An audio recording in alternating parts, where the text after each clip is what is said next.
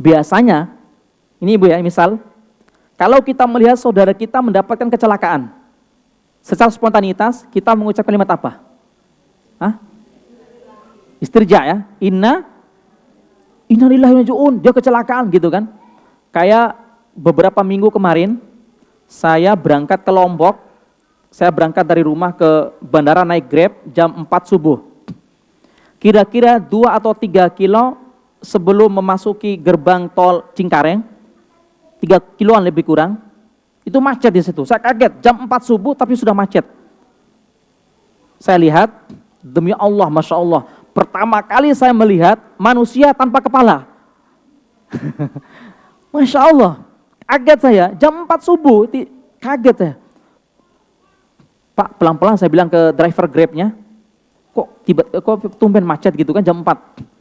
Saya lihat, saya buka kaca mobil, Masya Allah, ada orang tergeletak di tengah-tengah tol, mobilnya itu di pinggir, di jalan darurat itu ya, jalan, bahu jalan, mobil Agya B1917FF, apa itu belakang itu, warna merah, saya hafal itu.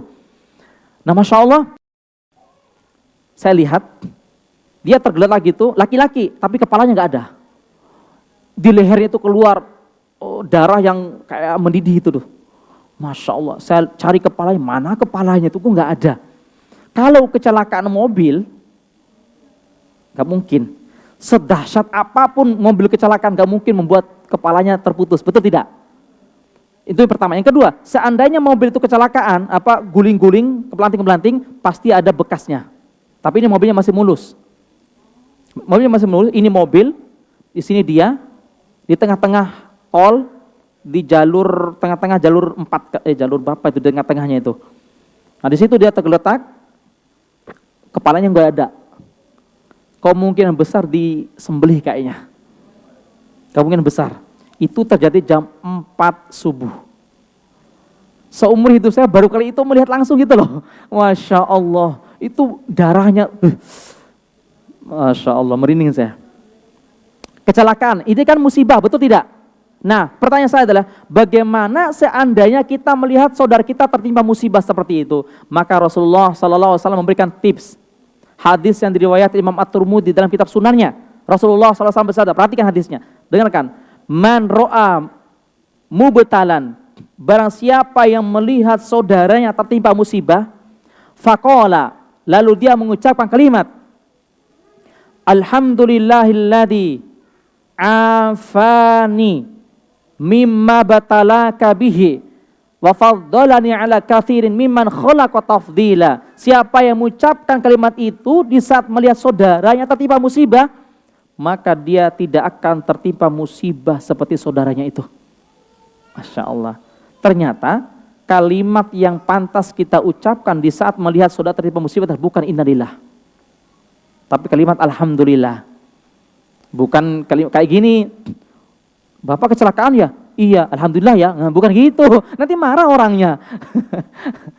Tapi pelan-pelan, alhamdulillahilladzi afani mimma ibtalaka bihi wa faddalani ala katsirin mimman khalaqa tafdila. Masya Allah. Kalimatnya ini ya, dicatat. Alhamdulillahilladzi afani mimma ibtalaka bihi wa faddalani ala katsirin mimman khalaqa tafdila. Ketika melihat saudara kita tertimpa musibah, baca kalimat ini. Ketika melihat saudara kita yang sakit, sakitnya ganas, baca kalimat ini. Ketika kita melihat saudaranya kanker, baca kalimat ini. Insya Allah kita tidak akan terkena musibah sebagaimana saudara yang tertimpa musibah tadi. Dicatat dulu Arabnya, nanti kita catat terjemahannya. Tulis terjemahannya. Alhamdulillahilladzi, segala puji bagi Allah. Sudah? Segala puji bagi Allah, afani, yang telah menyelamatkanku. Segala puji bagi Allah yang telah menyelamatkanku.